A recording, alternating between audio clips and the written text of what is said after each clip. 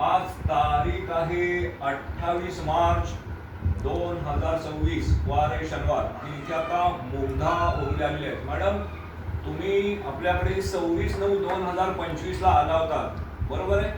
त्यावेळेला आपण तो व्हिडिओ केलेला होता. तर आज तारीख किती? आज 28/3. जरा जोरात सांगा. 28/3/2026. 28 मार्च 2026. वाजलेत किती आता? 2 दुपारचे 2 का 2 वाजून 20 मिनिटं झाली. नीट बोलून सांगा. ठीक आहे. आता तुम्ही मागे आला होता, त्यानंतर पुढे काय झालं ते सांगा मला. पुढे मी तुम्ही सांगितल्याप्रमाणे 4-5 ऑर्थोपेडिक सर्जन कडे गेले. तर सर्वच लोकांनी मला ऑपरेशनचा सल्ला दिला. आणि अजून एकदा मी तुमच्या मार्फत एक मला हॉस्पिटल कळवलं, सिम्बायोसिस. त्या असं म्हणतायत की त्या आजारी होत्या, त्यांना 2 ते 3 डॉक्टरांची नावं सजेस्ट केली होती. त्यानंतर त्या सिम्बायोसिस म्हणजे सिम्बायोसिसचं जे हे आहे, सिम्बायोसिस विद्यापीठ रुग्णालय आणि संशोधन केंद्र जे जवळला आहे, तर तिथे त्या गेल्या होत्या. तिथे काय सांगितलं? त्यांनी मला ऑपरेशनच सजेस्ट केलं. तर तिकडे बघून सांगा. त्यांनी मला ऑपरेशन शिवाय पर्याय नाही. त्यांनी सांगितलं ऑपरेशन शिवाय पर्याय नाही. आणि साधारण पुढे काय सांगितलं? ऑपरेशनला 2,22,000 रुपये खर्च सांगितलेला आहे. आणि अजून काय सांगितलं? सध्या तरी एवढं सांगितलं की त्यांना ऑपरेशन करावं लागेल आणि दुसरा काही पर्याय नाही असं सांगितलं. तर आम्ही सगळे त्यांना मदत करत आहोत, त्यांची तब्येत चांगली राहावी, ठीक राहावी म्हणून गेले 6 महिने किंवा 8 महिने त्या तसं त्यांचे प्रॉब्लेम्स अजून सॉल्व्ह झालेले नाहीयेत किंवा त्यांचे पाय किंवा त्यांचे गुडघे झिजलेले आहेत. तर आपण सगळ्यांनी मिळून त्यांना मदत करायची. त्यांना कुठलीही अडचण, कुठलाही प्रॉब्लेम येऊ नये. त्यांना आता नोकरी नाही म्हणून त्यांना सांगितलेलं आहे की वेळ आली तर तुम्ही आश्रमात येऊन राहा. तिथे कारण आता त्या जिथे राहत आहेत तिथेही चांगली सोय आहे, परंतु त्या पेइंग गेस्ट राहत आहेत त्याचे त्यांना पैसे द्यायला लागत आहेत. त्यांना आई वडील कोणीही नाहीये आणि त्या एकट्या नोकरी करतायत. वय वर्ष 50 आहे आणि पगार किंवा त्यांना मानधन फार कमी आहे. मी कोणाचंच नाव घेत नाही, सगळेच लोक चांगले, पण प्रत्येकाला त्यांच्या काही मर्यादा असतात. तर त्यांची सेव्हिंग संपलेली, तर आपण सगळेजण त्यांना मदत करतोय.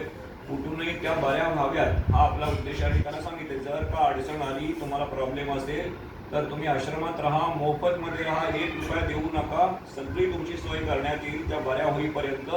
आणि आता पुढचं काय तुमच्या मनात आहे? आता पुढे ट्रीटमेंट घ्यायचा विचार आहे तुमचा? Ayurveda research centre. एक सेकंड. आयुर्वेद रिसर्च सेंटर कुठे येते? धनकवडी मध्ये आहे के मार्केट. तिथे काय झालं?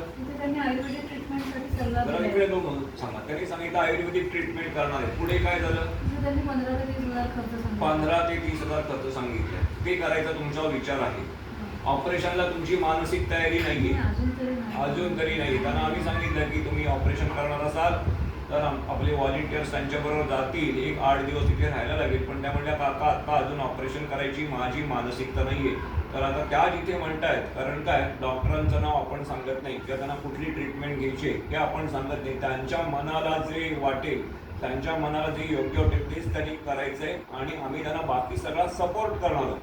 म्हणजे त्यांना आर्थिक सपोर्ट, त्यांना मॉरल सपोर्ट, त्यांना अजून त्यांच्याबरोबर कोणी तिथे बसायला किंवा जर का थांबायचं असेल तर म्हणजे चौधरी मॅडम किंवा निर्मल मॅडम किंवा राजवंश मॅडम किंवा शेख मॅडम किंवा आपल्या अजून म्हणजे आपली मंडळी किंवा आशिष बुतकर किंवा सुरेंद्र सर हे सगळे तिथे जाऊन त्यांच्या मदतीसाठी थांबतील.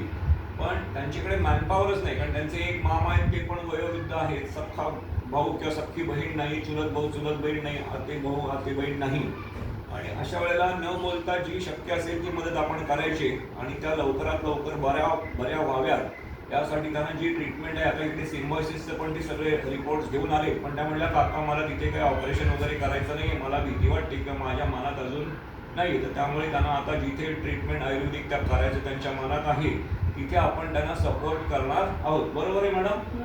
आता थोडं चालून दाखवा तुम्ही. अजूनही त्यांच्या प्रकृतीत फारसा फरक पडलेला नाही. पिशवी त्यांची सगळे रिपोर्ट्स आहेत, तुम्ही थोडं चालून दाखवा. अजून पण त्या म्हणजे 100% फिट चालत नाहीत अशी सर त्याला नीट दाखवा. त्यांना अजून सपोर्ट घेऊनच चालावं लागतंय. आणि त्यांचे गुडघे झिजलेलेच आहेत. म्हणजे कोणावर अशी वेळ येऊ नये, पण जरा थोडंसं 2 पावलं चालून दाखवा. म्हणजे ते जे म्हणतायत त्या तथ्य ठीक आहे ठीक आहे ठीक आहे ठीक आहे ठीक आहे. त्या म्हणतात जास्ती काका चालायला मला अडचण होते, त्यांना बॅलन्सिंग करता येत नाही, अशी वेळ कोणावरही येऊ नये. पण आम्ही सगळे त्यांच्या बरोबर आहोत, संस्था त्यांच्या बरोबर आहे.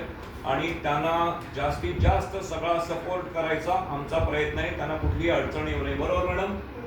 त्या फोन करतात, काका कुठल्या डॉक्टरांकडे जाऊ, कोणाकडे जाऊ, काय करू, जी अडचण असेल, काका औषध हवेत काय ते सगळं त्यांना करायचे. काका राहायची अडचण आली, प्रॉब्लेम आला, त्यांना आश्रमात आपण त्यांची व्यवस्था करू हे त्यांना सांगितले, जेणेकरून त्यांना कुठलाही मेंटल स्ट्रेस राहणार नाही. कारण काय, आई वडील नसतील, भाऊ बहीण नसतील, काका काकू नसतील, जवळचे नातेवाईक नसतील, पैसे नसतील, घर नसतील, तर अशा वेळेला कोण हे करणार. आणि त्यांची नोकरी करायची त्यांची तयारी इच्छा आहे, पण शरीर साथ देत नाहीये. तर अशा वेळेला त्यांना आपण सगळे मिळून त्यांच्याबरोबर सपोर्ट देणं हेच महत्वाचं आहे. आणि ही आपली कमिटमेंट आहे की हा आपण आपला 100% प्रयत्न असणार आहे की टुगेदर वी कॅन चॅलेंजवर. तर त्यांना कुठलीही अडचण येऊ नये. आम्ही सगळे त्यांच्याबरोबर, मी त्यांचा काका किंवा बाकी सगळे त्यांचे भाऊ या नात्याने आम्ही त्यांच्याबरोबर आहोत. त्या लवकरात लवकर बऱ्या व्हाव्यात अशी मी ईश्वर चरणी, महाराजांच्या चरणी प्रार्थना करतो की लवकरात लवकर पुढच्या 2 ते 4 महिन्यात ट्रीटमेंट घेऊन त्या बऱ्या व्हाव्यात. एवढेच मी 2 शब्द बोलतो आणि इथेच थांबतो. थँक्यू.